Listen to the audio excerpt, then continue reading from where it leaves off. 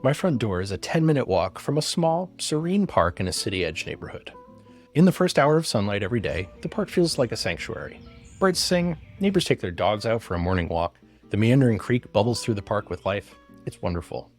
It's a slice of heaven less than a mile from the busiest parts of Charlotte, a small but growing city that's now nearly 1 million people strong. On the other side of the park, what was once a quaint bungalow neighborhood on the city's outskirts has had one house after another bulldozed. It's lined with freshly built McMansions, built on speculation for suburbanites with deep pockets. In the past couple months, one new build in particular has caught my attention. It's a huge, swollen brick home built right to the edges of its boundaries.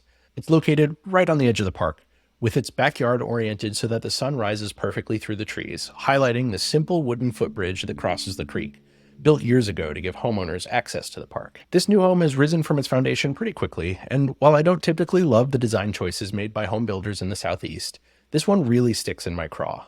Someone made the decision to build an 8-foot fence around the perimeter of the yard of this house, completely obscuring access to the park. I know that someone else's home shouldn't make me this mad. In fact, this home will probably sell very quickly for close to $2 million, if not more. But to me, the builder of this home has completely lost the plot. Why would someone buy such a beautiful plot of land and spend their money hiding from the natural life that surrounds them? I feel like this is a pretty good metaphor for strategic missteps by companies like Spotify and Substack. They're two different products in two pretty different spaces, but they have something interesting in common. They both became popular in their industry at a time where there was a huge opportunity to build something for their audience. And by now, they've both become pretty big companies. More recently, they've made some decisions to build walled gardens around themselves that probably sounded like a good idea at first, but I'm going to be honest with you, they hit a little weird. Spotify established a huge user base over the years as the de facto music subscription for many people.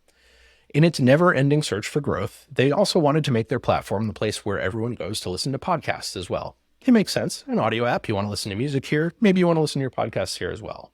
But rather than build an app that was the best podcast player in the world, they chose a different approach. Instead, they invested over $1 billion in the podcast market. They bought podcasts, they bought podcast production companies, they bought editing tools, they bought software related to podcasts, and they started to make individual podcasts exclusive to Spotify. For many people, what that meant is that their only choice to listen to some of their favorite shows was to switch where they listened to it. In other words, they could no longer use the podcast app on their phone, they had to switch to Spotify to listen to their shows. Does that sound like a great way to build a sticky product? Well, I'll let you decide. But it's safe to say that Spotify's $1 billion bet on podcasts isn't going as well as they wanted it to.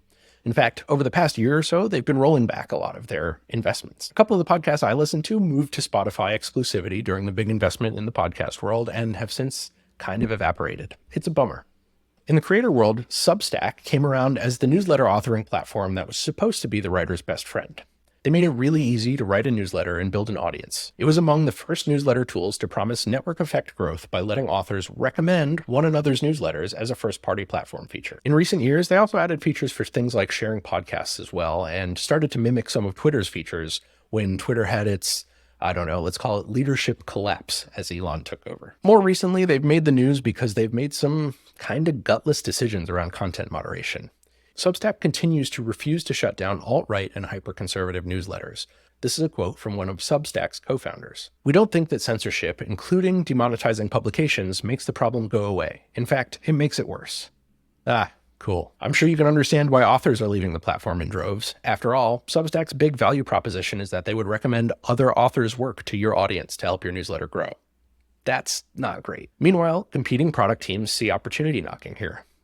CMS and newsletter platform Ghost announced that they're adding Fediverse features later this year. That'll allow Ghost users to syndicate their content across the web using features of the Fediverse and Mastodon. There's a lot to be learned from the decisions that companies make about their products once they get really large. The sorts of missteps they make at this scale open the door for thoughtfully built and well-timed products. As a builder, do your best to keep your ear to the ground for fissures opening up in these giants' walled gardens. If you can find a way to build a product that solves a problem for users and takes advantage of a misstep by one of your competitors, you're in a great spot to grow quickly. Look, I'm not saying you should wait for a competitor to make a mistake. You should be building your product because you have the conviction that it's a good idea and that the people using your product will get value out of it and want to pay you for it. But if you're paying attention to your competitors and you notice that they falter, it's probably a good idea to move quickly when opportunities arise. The way I see it, you have two choices. You can build a huge mansion and put walls up around yourself, or you can take a look at the surrounding environment and take advantage of the things that are there. You can be the one that builds the footbridge over the creek rather than the wall around it. That's your choice. And in my opinion, it's better to let the sun shine through. The choice is up to you, and there's really not a wrong way to do it, but there's definitely an opportunity here when things like this happen.